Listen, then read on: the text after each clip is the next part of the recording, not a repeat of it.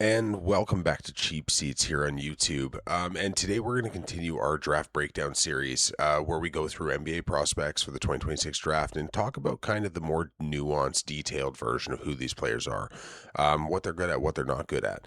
Before we start that, let me just start by saying I appreciate all the support that I've gotten recently. The channel's really started to grow at a rapid rate, which is awesome to see. I'm having a ton of fun making content online on YouTube. And if you don't already subscribe to the channel, please do. I've already got, I think, about 10 player profiles up. Hopefully, going to have a few more up before the draft, including my big board, which I just finalized. So that will be up later this week. And we'll probably have one, maybe even two more mock drafts before the NBA draft comes around. So, with that being said, let's jump into the next prospect we're going to talk about today. And that prospect is Aday Mara. I have seen Mara ranked all over the place in this draft class, right? Started off really low earlier in the year. Some people didn't have him as a first round grade, which I thought that was, a challenging projection. There are people now I'm seeing put him as high as 5. And again, this is not an outrageous standing. I think between 5 and about 9 or 10, there's a lot of variability between who could go. On my draft board, between 5 and 14 is very tight. Realistically, up until about 24, 23, there's a little bit of a dip. I have 28 players graded as first round picks this year as of right now. We'll see if that number changes before draft comes around. I'm watching more and more tape every day, so you never know. But Aday Mara is a prospect, obviously gargantuan size, 7'3", 7'6" wingspan, 9'9" standing reach, elite number, 260 pounds. Obviously, he's a subpar athlete in terms of the vertical stuff. So some people are going to talk about 28, just max vertical and stuff. It really doesn't matter for play his size. He plays with verticality. He actually moved his feet pretty well at the combine. Lane agility score came in way higher than I thought he was going to. Small hands for a big guy, which normally I don't really care about hand size all that much. In his case, it does show up on tape. Sometimes the catching in general, like sometimes he does struggle with basic catches. But I'm not overly concerned about it. Like I say, it's just like something that if something shows up in tape and then it's backed up by statistics, it kind of just puts a bell off where you go, okay, that's kind of an interesting thing. Now, when you talk about him as a player, there are limitations, right? Some people believe he's going to shoot long term. I'm not one of those players or one of those people. Down the road, you never know. Maybe this is a skill in 5, 6 years, 7 years. That's something that's projectable. For his first NBA contract, like, I don't think it's a real tangible skill. Like he's not going to get defended at the 3-point line at any point in that term. It's very, very unlikely. He would have to take an enormous leap in terms of his shooting potential. But what can he do on the offensive end? Obviously, he can get putbacks. He lobs. He's a lob threat because of the physical size, and he understands space at a pretty high level. Struggles through contact sometimes for a bigger guy. Super high hips, which for a bigger player, like allows him to get pushed off his spots occasionally, like very, very high center of gravity.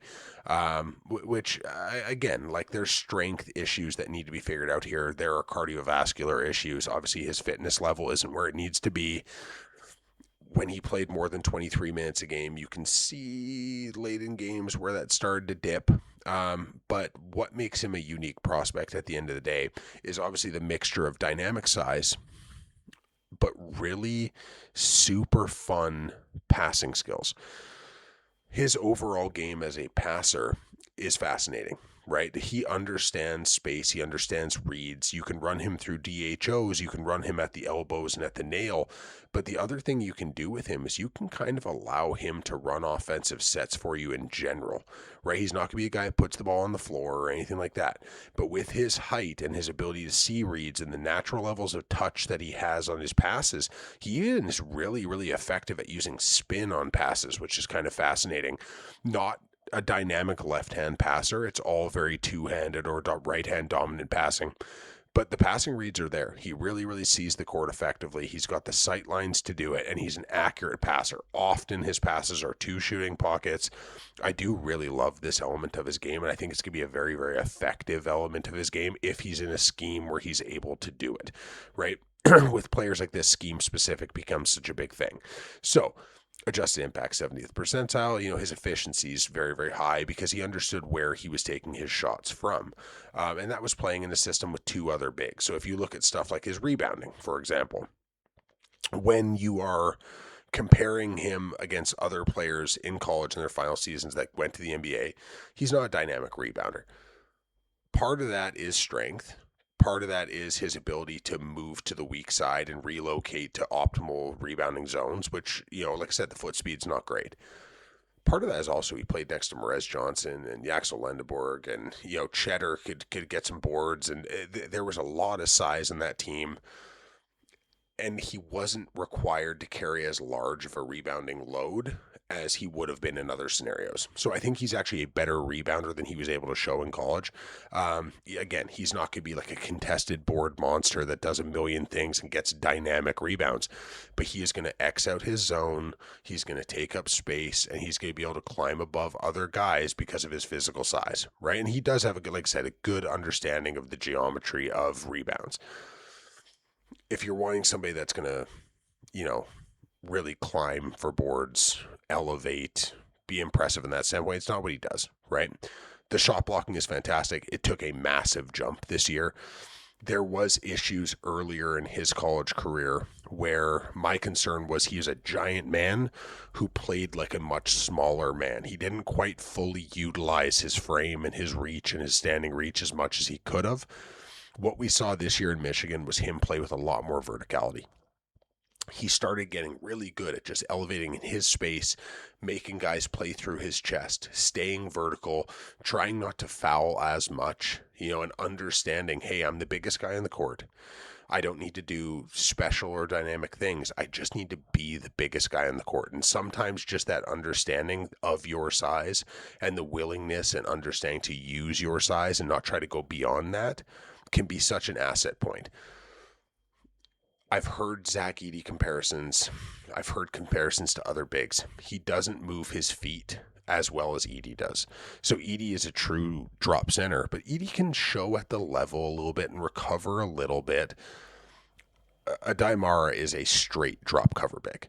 Like, he's not going to get to the level. He's not going to be able to hard hedge and then recover to a man. He just doesn't have those mobility levels yet.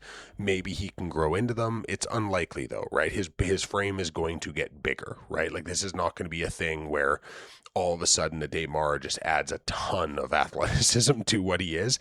It's not going to be his game, right? Like, there are a lot of comparisons for me to Roy Hibbert. The Hibbert comp has always kind of made sense to me in a lot of ways. Again, Hibbert moved a little better, but Mara's got like true elite size, and he's getting better at using it every day. He doesn't foul a ton, blocks a lot of shots, understands his spacing, can play and drop really effectively, understands angles and drop well enough, and uses his size well enough to be able to wall off guys from getting into the interior of the paint or even getting into pull-ups.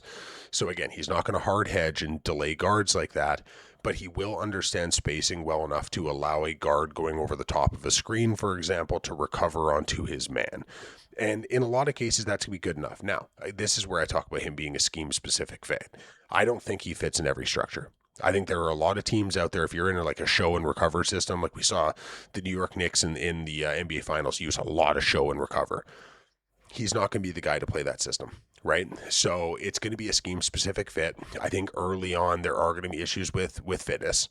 He really needs to improve his fitness level, but there is a ton of stuff to really like about him. So this year he played 23 minutes a game. His BPM was great, 12.7. BPM plus was 6.2. 12.7 boards, 2.5 assists, 2.6 blocks, which is an awesome rate especially for only playing 23 minutes a game. Again, going back to the fitness level and some of the rotational stuff they had going on. True shooting percentage, 66%. Fantastic. He didn't turn it over a ton, which is awesome. Like I said, he needs to be able to knock down free throws at some point. We have seen regression in his free throw shooting.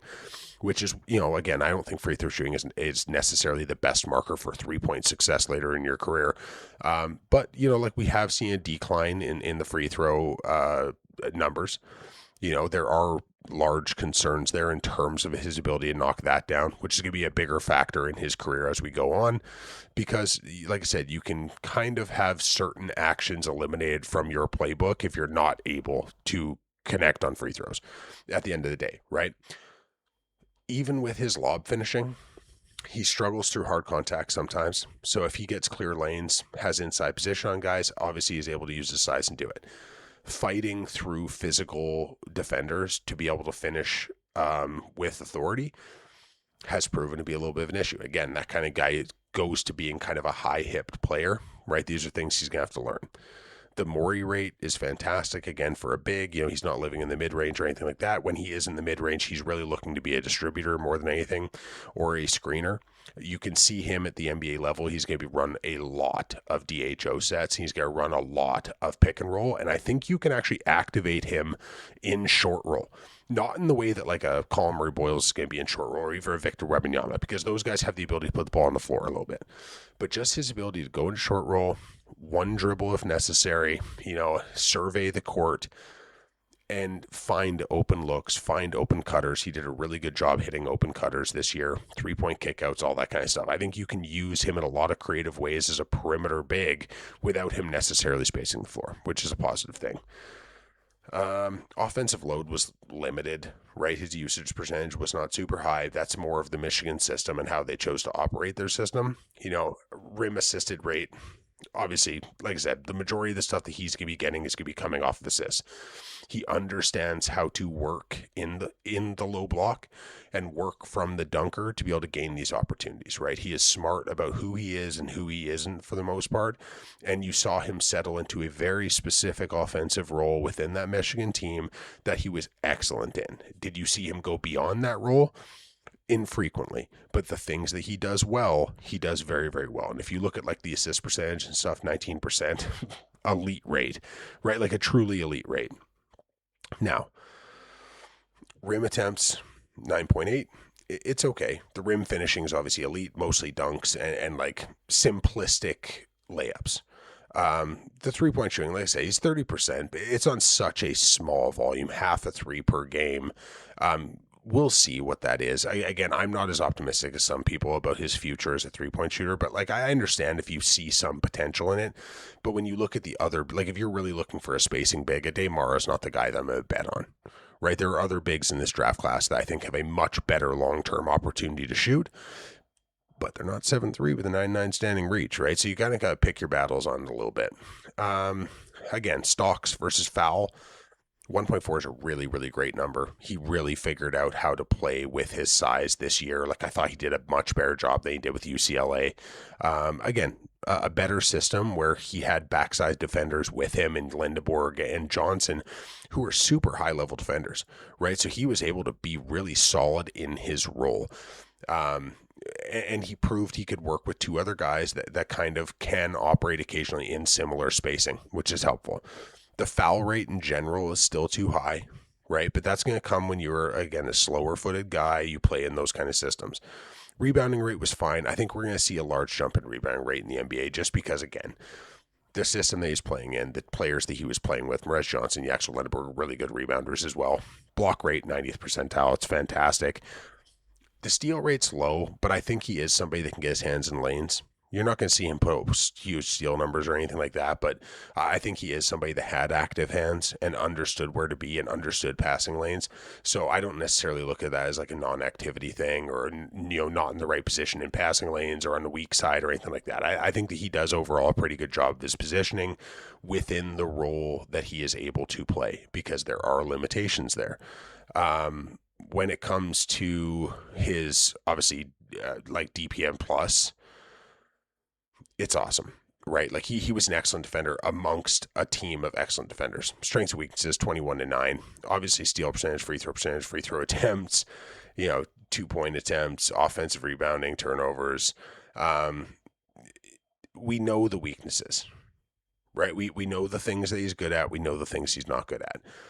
This guy has an opportunity to play as a jumbo big who can play and drop, who can really block shots and really protect the rim and be a functional rebounder within his positioning on his side. On the offensive end, he can finish lobs. He can have some craft finishing around the rim. Brilliant passer for his size, good screen setter, and I think he improved a lot as a screen setter this year.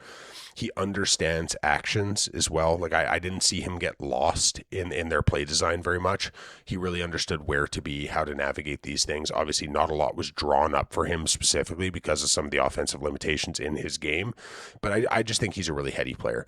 And if you look at like the games he played, so like the Arizona game, for example, when Mo Krivos was on the court, obviously a lot of this was them trying to get Mara away from Krivos, and they were putting Krivos into switch a lot. Krivos is obviously a guy who's willing, even though he's another massive man, is willing to get on the perimeter and get in his stance and defend on the perimeter and switch if need be. Not as a primary, but as somebody that if you have to hard hedge and hold up for 4 or 5 seconds until you can get a recovery switch, like he's able to do it. And Michigan did a really good job of getting Krivos away from Mara, so that Mara had a little bit more space to operate. And then obviously when Krivos went to the bench, smaller bigs come in and Mara was able to eat. Overall, like I said, the stat lines are what they are. He was not their primary offensive option. He was used in a very, very specific way. Some people have pointed to the fact that, like, yeah, he's only scoring 12 points a game. Again, you have to look within the construct of that team and what that team was doing. That team was not designed for Aday Mara to be a primary scorer, right? Going through all this, again, it shows exactly what he is as a player. Like some of these are pretty accurate. Sometimes the analytics give a really accurate picture. Sometimes they're a little bit different, right? Rim deterring, 100th percentile. Getting out on the perimeter and deterring from the other two levels, not good. Again, he's not a guy that's going to move his feet super well. Avoiding turnovers, like I said, he will turn it over a little bit, but most bigs, like I said, will, especially bigs that are trying to make high level passing reads. But I'm not overly concerned about the turnovers. Effective field goal percentage, he was super effective in that range. Rim frequency, so much was at the rim. Like his shot making, again, he's very effective at what he does. The assist percentage for a big man is elite. So can you find a scheme that puts him amongst athletic players that have good recovery skills so he can play in true drop? And this is one of those reasons why when people talk about Atlanta at 8, I do think Atlanta at 8 is a really, really good spot for him because, again, ground coverage guards like Dyson Daniels and Jalen Johnson, who's a poor defender, but a really, really good athlete in terms of being able to give him backside support. Even Onyeka Okongwu can play at the 4 with Aday Mara because of the ability to shoot the 3 now. Right. So I think that they have a lineup construction with the amount of athletes and long defenders and long athletic players and floor spacers where you can find a really effective role for Mara in that system. So it is a team that I really like. I also really like the idea of him in Golden State. Golden State has had success with, jumbo size bigs who can really pass the ball. Like I think about Andrew Bogut, when Andrew Bogut was within that system, how effective he was. And that was later in his career when the mobility wasn't as good. Obviously he's not big in the way that Mara is big, but as a big man who understood drop, understood defensive communication, was rock solid in his role and could really pass the ball on the offensive side of the court. Like I said, they've been able to use guys like this before. So those are two teams where I really, really like the fit. In terms of points per possession, as the roll man, again, 1.37 points per possession. It's awesome. 1.5 on putbacks. Post-up game, very limited right now. Again, high-hipped player, does not gain post position very easily. There are situations in the post where even smaller players are able to push him out or hold him up, and it's the high-hip thing, and we see it with a lot of high-hip big guys, and that's just what it is. Post and kick, high-lows. Actually, I thought the high-low stuff with him and Merez Johnson was really, really good this year. In transition, 1.22, which, again, he was an effective transition player, which says a lot about his ability to at least get up and down the court in a functional way. Pick and pop, again, the numbers were fine. It's on such a wildly small sample, we don't really know what this is yet.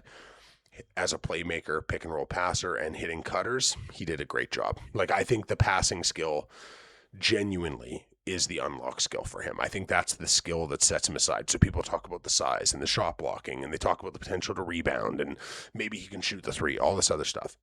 His ability to hit open men with passing reads as a big allows so much freedom for the other four guys on the court. When your big man can make high level passing reads and really distribute on that level, especially when you have sight lines like Mara does, it just opens up everything else for the court, right? And again, if you look at those teams like Atlanta and especially Golden State, having the ability for, Steph Curry to not have to play primary on ball all the time because you can run a DHO with Aday Mara. He can, rip the DHO. You can cut backside, set pin down. He's able to hit the open man or run a flare or whatever. It all kind of works out in the end, right? So having that ability to pass the ball in certain systems, it just ends up being so beneficial. And I think that Golden State is really one of those systems. Now, I do feel that Aday Mara will be gone by that point in the draft, but you never know how these things pan out. When we just ran through a lot of this. Let's just see player comps. Oh yeah, the player comps are always fun. So a lot of the time I disagree. Now, these are production based comps. Let's just be real about it. Hasheem to beat. I know everybody's gonna look at the Hasheem to beat comp and go, "Oh my God, draft bust! Look at how similar their stats are." All this kind of stuff. Hasheem to beat would be. I think he'd be slightly better in this era, but at the end of the day, he was very, very limited. He had certain skills, but like you look at like this one, like yes, if you want to compare 80% of their game and say 80% of their game is similar, this number here, that assist percentage, is a big, big difference, right? I think Mara is also a better natural shot blocker. I think he uses his physical size and 9.97 reach more effective. Krivos and him are just different athletes. The stuff Krivos can do defensively and the amount of system versatility he has as a defensive big are way different. I think, Krivos as well has more like offensive upside in terms of the ability to create for himself as a post player, but like not from the passing side. Although Krivos is a underrated passer, they're just very different players. Like the Nimi Keita one, again, like very different bodies. A lot of these comps for me are just, like I said, you can look at it production wise, and I know that's the idea of this. They're not really functional because like the movement skills are not the same. Like the Walker Kessler movement skills are not the same as the Aday Mara ones. Koloko was like a high level athlete. Cauley Stein was like a really good mover and also smaller, right? Like physically smaller. Khalil Ware, Colin Castleton, Joel Embiid. It's fun to be able to say stuff like this. Vlad Golden, who's somebody I actually liked quite a bit in last year's draft, also Michigan alum. But I think Aday Mara is a very, very unique evaluation because of the passing factor and how much the passing kind of makes his game special. Again, look at the shot chart. He knows who he is. He knows who he isn't. And who he is right now is everything's in the paint.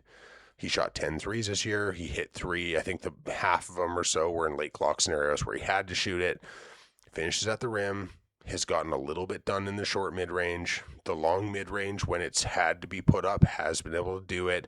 But it is very much a putbacks and dunks kind of offensive profile right now as a scorer. There is potential he does more. It's just right now, that's what he's limited to. Let's check out the Galaxy because these are always fascinating and frustrating all at the same time. So when you look at his profile, rim protecting, low scoring, definitely a possibility. 55% stars, 9% good, 36% rotation, no fringe, no bust, which is kind of interesting.